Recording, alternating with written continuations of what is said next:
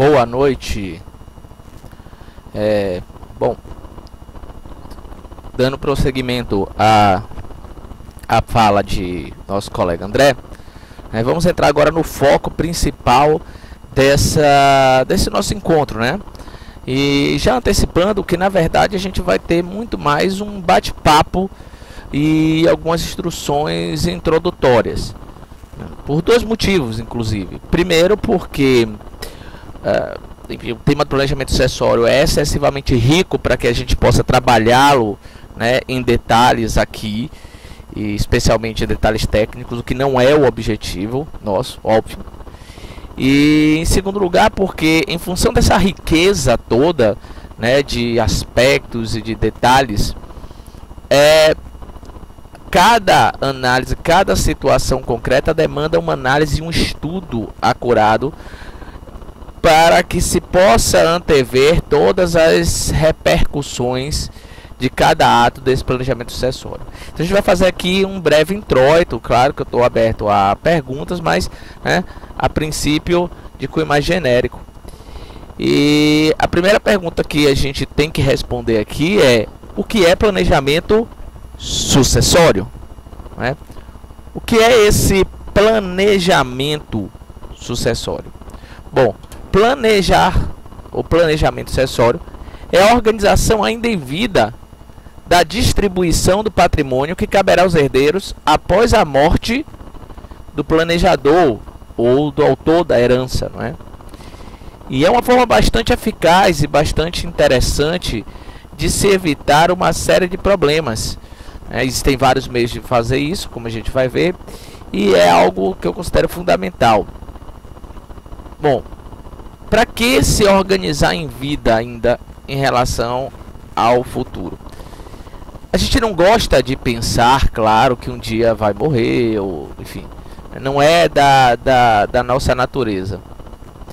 Mas nós pensamos, graças a Deus, a gente conseguiu mudar a mentalidade que a gente tinha de não planejar o futuro também. A gente não gostava de pensar que um dia estaríamos velhos, um dia estaríamos inaptos eventualmente para o trabalho, ou até estaríamos ainda aptos, mas não desejaríamos mais trabalhar, gostaríamos de um futuro mais confortável, etc.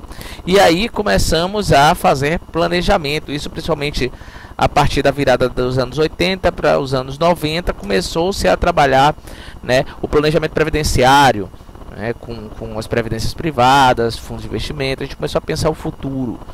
Um pouco antes disso não existia. Então hoje a gente está ganhando uma nova consciência acerca da importância de fazer esse planejamento, não é? Pois, quais são as vantagens, né? Para que a gente vai fazer esse planejamento? O porquê do planejamento é o essencial, porque a gente não faz nada sem saber para quê. Qual a utilidade disso? Pois, o planejamento sucessório, ele visa de imediato já uma redução de custos. O custo da sucessão patrimonial é reduzido absurdamente, absurdamente, como a gente vai demonstrar, não só em relação aos impostos, mas a taxas e até os honorários advocatícios também. Todos esses valores são reduzidos e, portanto, representam uma grande economia. Há uma redução de tempo, claro, especialmente para quem tem patrimônio, por exemplo, empresarial. É fundamental que a sucessão se dê de maneira rápida, porque no meio empresarial, sobretudo, nós não podemos nos dar ao luxo de ficarmos, aguardando demasiadamente por uma resposta, por uma solução, porque a oportunidade da prática de determinados atos, do aproveitamento de determinados negócios, o prazo para isso é muito curto. Então a gente precisa sempre reduzir tempo, e tempo é dinheiro, não é? E essa redução de tempo também se dá por conta da eliminação de conflitos. Primeiro, porque é uma simplificação da sucessão, no momento em que o autor da sucessão partir, desse plano, e porque também há a eliminação de conflitos. Você consegue reduzir, você consegue praticamente eliminar as chances de conflito, né? Já deixando tudo previamente distribuído. E por fim, é muito importante a possibilidade de se flexibilizar a disposição e distribuição patrimonial.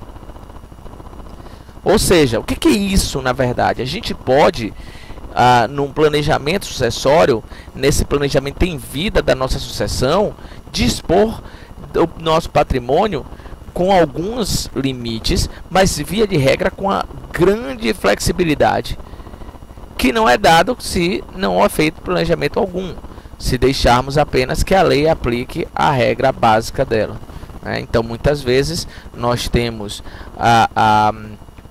um herdeiro que tem muito mais propensão aos negócios ou à administração de imóveis. Digamos que a gente não tenha um empreendimento empresarial, mas a gente tenha imóveis que a gente alugue, etc. Enfim, né? Nós temos às vezes uma pessoa que um dos herdeiros ele tem mais tino para gestão, para os negócios, e o outro herdeiro ele não tem aquele mesmo nível de responsabilidade, mas você quer garantir os dois. Existe a possibilidade até, como nós vamos ver, de você poder colocar o patrimônio, né, dividir o patrimônio, mas estabelecer a administração por um deles, atribuindo inclusive uma participação do que render desse patrimônio para esse que administra em função do outro. Isso a gente vai analisar, tá? Bom, mas de que modo se faz esse planejamento sucessório? Existem meios, e esses meios nos dão certas vantagens específicas, ou têm suas utilidades, e também tem algumas garantias.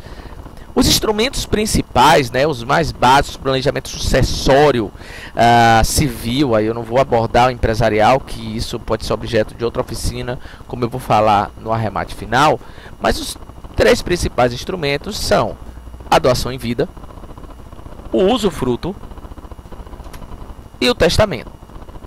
Tá? O testamento.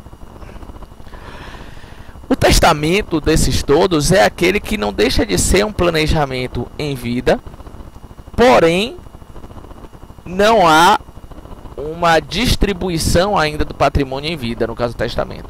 Mas ele ainda assim possui grandes vantagens. Ele normalmente não representa uma diminuição significativa de custos, porém ele apresenta sim uma vantagem em relação àquela flexibilidade, eliminação de conflitos, etc. Tá? Bom, e como é que funcionaria isso mais ou menos? Né? Nós temos então duas possibilidades: fazer já a partilha em vida e fazer a partilha, né, a distribuição do patrimônio após morto. Bom, vou me perguntar, mas ora, eu vou já partilhar o meu patrimônio em vida? Meu Deus, isso não faz sentido. Quer dizer, eu vou ficar desprotegido?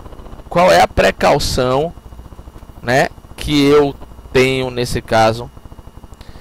Bom, a precaução que nós teríamos, né, a garantia que nós teríamos após passar esse patrimônio é normalmente constituir um usufruto. Então assim, a gente pode passar esse patrimônio, fazer a doação já em vida e reduzir, né, a qualquer risco, na verdade eliminar qualquer risco, colocando, por exemplo, uma cláusula dizendo que vai ficar para sempre a nosso dispor esse patrimônio, né? Então, patrimônio que eu já estou doando, já estou dividindo entre os meus herdeiros, vai ser deles, porém quem usa, administra, usufrui, goza, sou eu. Então essa é uma vantagem. O doador ainda mantém o uso, que pode ser até a morte. Uma coisa interessante é justamente algumas garantias e utilidades dessa doação em vida, é porque, primeiro, é possível você estabelecer uma reversão. Assim, é reversível essa doação em algumas situações, e se você souber como redigir adequadamente as cláusulas para isso. Você pode colocar condições, você pode estabelecer que em caso de morte de um deles, o bem volta para ti, né? Isso tudo para evitar algumas situações, né, para impedir que o patrimônio passe para, por exemplo, terceiros que não seja do seu interesse. Imagine que seu herdeiro é casado e você não tem o menor interesse de que esse patrimônio, né, passe a integrar a comunhão. Caso ele se case em comunhão total de bens, vocês podem dizer: ah, mas meus filhos são adultos, são todos casados, se são casados em comunhão parcial. Bom, enfim, o divórcio está aí para isso, né? A gente nunca sabe se amanhã se casarão em comunhão total. Sem contar que, após muitos anos de duração do matrimônio, quando há a substituição constante de bens, às vezes torna-se um complicador e mais um fator de desgaste a tentativa de demonstração do patrimônio existente antes do casamento, ou que proveio, por exemplo, de uma doação ou de uma doação ou de uma herança, né? Em ambos os casos, se for comunhão parcial, não entra na comunhão, não se comunica. Mas, né, se for no caso da comunhão total de bens, aí se comunicariam.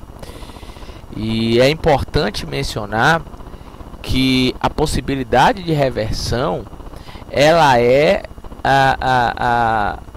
uma garantia, até caso se queira, se for do desejo do doador, para evitar que, em caso, por exemplo, do falecimento do seu herdeiro sem filhos, é preciso lembrar que o cônjuge, se for casado em comunhão parcial de bens, ele não vai ter direito, no caso de um divórcio, aos bens, né, por exemplo, ao imóvel ou aos bens que os senhores por acaso deixarem, né?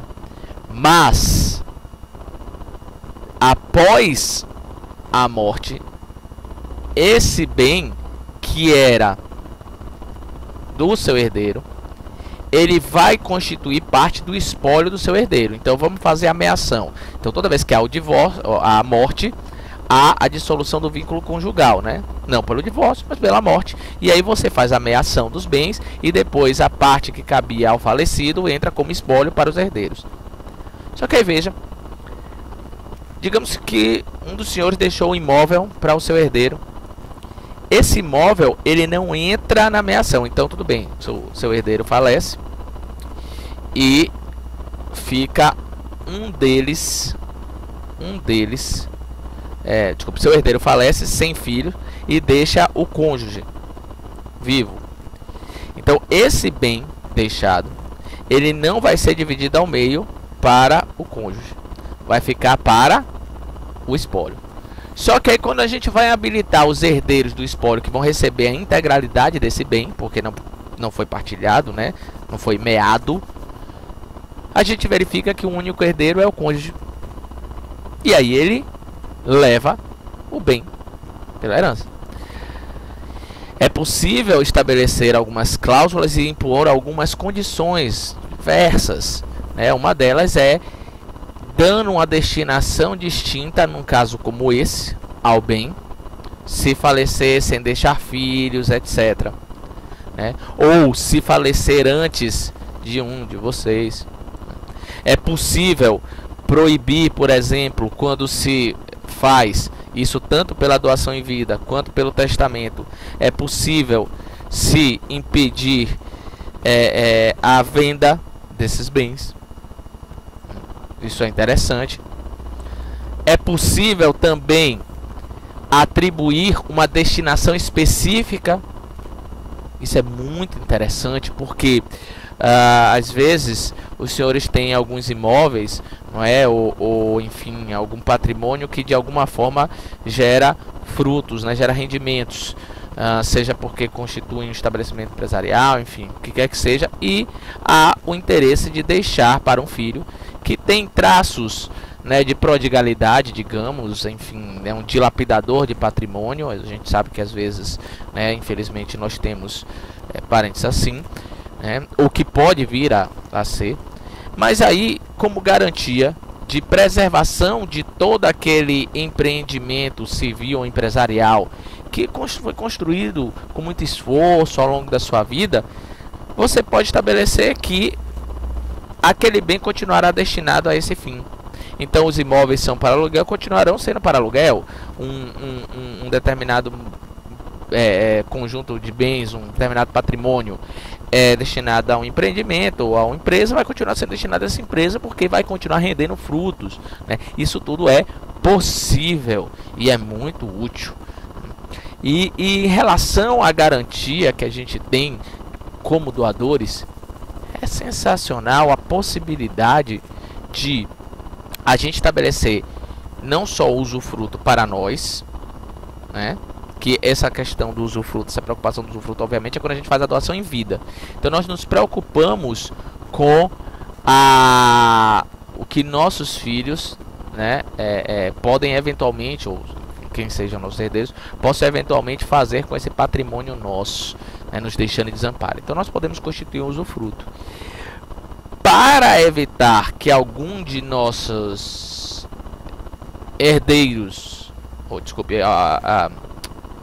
que para evitar que algum de nossos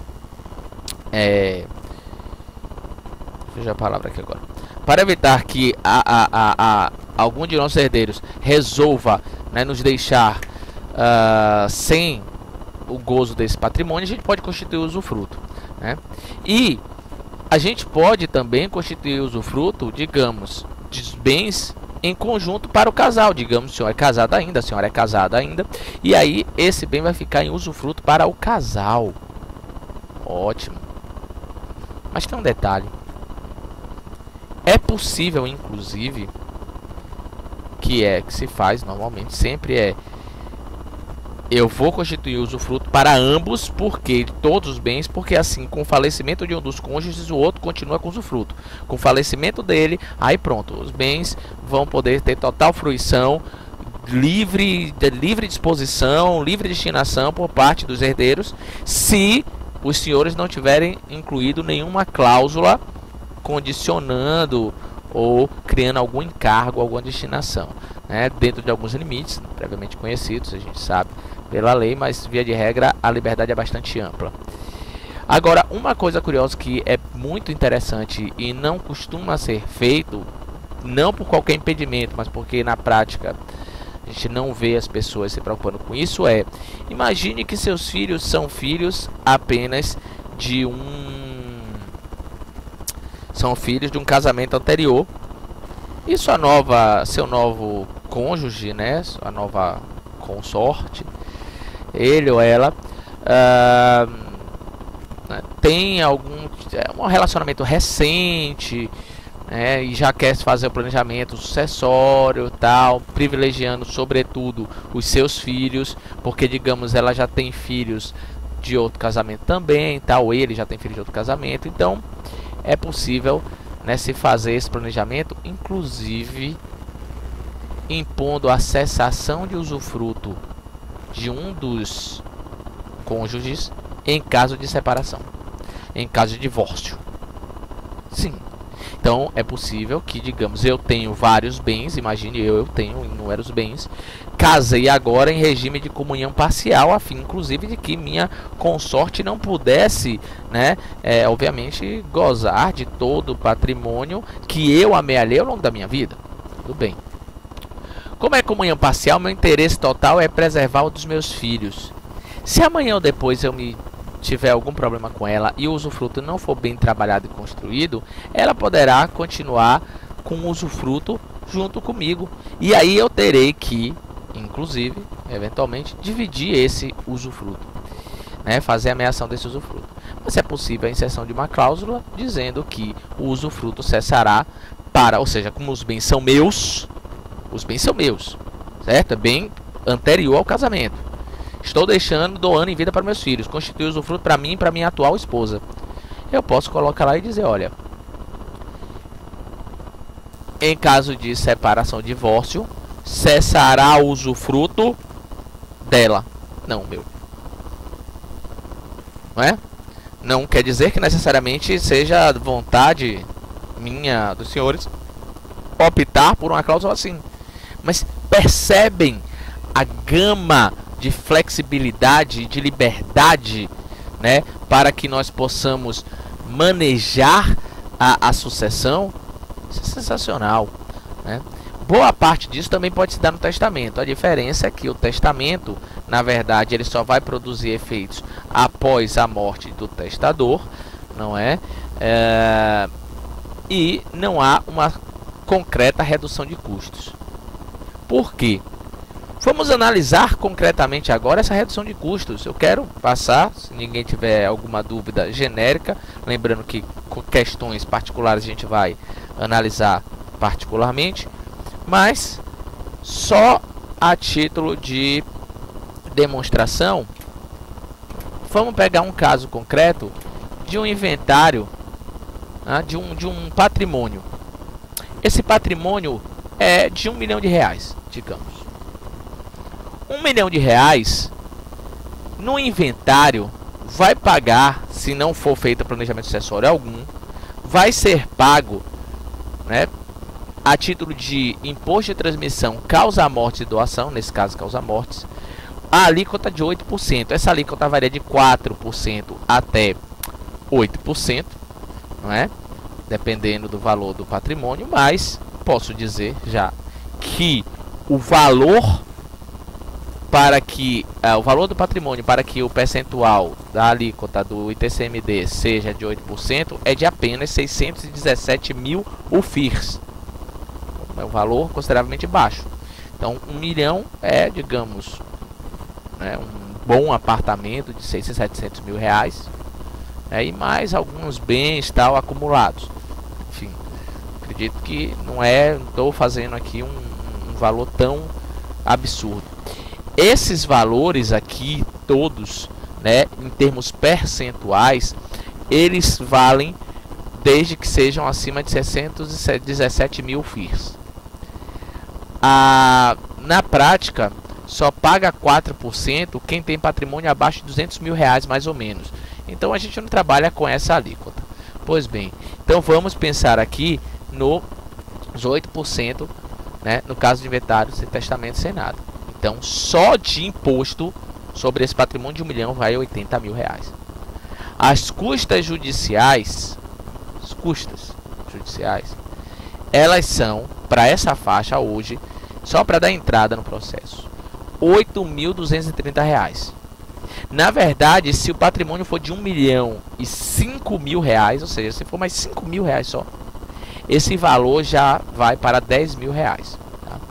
E os honorários, pela tabela da OAB, o valor mínimo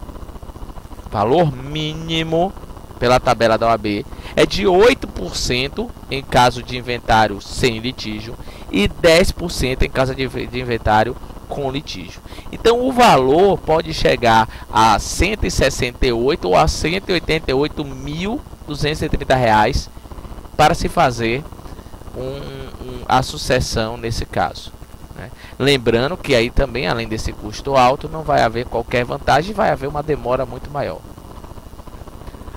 A sucessão com testamento já vai ter uma certa redução, porque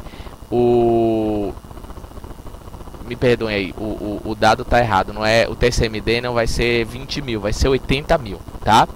Então vai ser o mesmo 80 mil de imposto. As custas judiciais atualmente são as mesmas, os honorários idem. O que muda significativamente é que a partir do ano que vem, o testamento vai poder ser aberto extrajudicialmente. Então vejamos bem, tá? Extrajudicial, esse valor de custas judiciais cai para R$ 5.090. Esse é o valor se fosse feito por via extrajudicial. Mas aí será mantido ainda o mesmo padrão de honorários pela tabela da OAB, que é aquele mínimo. Bom, se o testamento fosse aberto hoje, tem que ser por via judicial. A partir de 18 de março do ano que vem, com a vigência da nova lei processual civil, vai ser admitida a abertura de testamento também no inventário extrajudicial. O que reduz esse custo na prática em que? R$3.000. Na prática não há uma redução significativa de custo, há de tempo, isso é fato, há uma redução significativa de tempo, tá? Mas ainda assim o inventário extrajudicial acaba demorando mais, obviamente, do que a própria sucessão em vida, que já vai ser feita e providenciado tudo ainda em vida. A sucessão em vida, tomando por base esse 1 milhão, vai pagar de imposto de doação, porque aí é doação, apenas R$20.000. R$20.000, 2%. Porque vai ser reduzida a metade por causa da constituição do usufruto. Isso gera uma redução. E as custas extrajudiciais serão para essa faixa R$5.090. Eu coloquei ali um asterisco porque esse valor pode ser diminuído. Por quê? Na verdade, essas custas extrajudiciais, eu não estou aqui computando eu estou aqui supondo que esse valor é o valor inteiro do bem imóvel, tá? Mas suponhamos que nós façamos uma doação em vida, constituição de usufruto, etc, do bem imóvel, mas se o bem imóvel constituir R$800.000, esse valor já cai, tá? Esse valor já cai bastante. Porque aí a gente só precisaria fazer por instrumento público no tabelionato de notas, né, a doação constituição do usufruto do bem imóvel. Então aí a gente só faria 2 contratos de doação, um particular mesmo e um por via pública, porque do imóvel tem que ser por via pública, né, dos bens imóveis tem que ser por via pública, e aí esse é que a gente faria via tabelionato de notas. Mas a redução não seria ainda assim, né, tão grande nesse caso. É a redução grande se comparado com o inventário sem testamento e mesmo com o inventário com testamento, né, mas não é tão grande assim. E os honorários? Bom, os honorários também já caem, porque aí a tabela da OAB também prevê um percentual menor. No nosso caso, 3 a 5%. Então vejam que o custo é reduzido a menos da metade, de 188 mil, tomando por base os honorários mais altos, ok? Nos dois casos, de R$188.230 para R$75.090,02. Esqueci os 2 centavos ali, mas são 2 centavos, não é? Isso representa, obviamente, uma economia absurda. Não estão computados aí os valores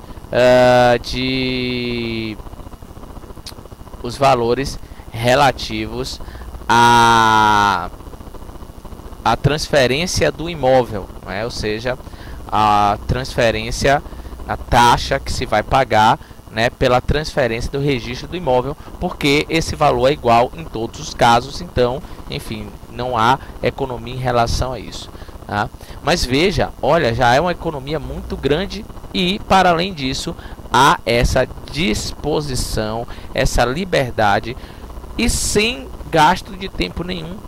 Porque enquanto não se opera a sucessão em vida por meio da doação, né, que se promove em coisa de dias, um mês no máximo, o que ocorre é que o bem continuará sendo plenamente administrado, sem problema, sem discussão, pelo autor da herança, tá? Alguns podem perguntar, e é importante salientar para fechar minha apresentação aqui, o que eu posso esmiuçar em uma outra fala, num outro momento, ou em consultas até, que é o seguinte: bom, eu não tenho patrimônio mesmo real. Boa parte do meu patrimônio, ou parte mais considerável do meu patrimônio, é na verdade uma sociedade do qual eu sou sócio majoritário, com meu irmão, com um sócio qualquer, com um conhecido, enfim, não importa, sou sócio majoritário. Bom, saibam que tudo isso que eu falei também se aplica às cotas, porque cotas são bens, é patrimônio, tá? Com a vantagem significativa. No caso das cotas, nós ainda temos uma liberdade muito mais ampla de disposição, tá?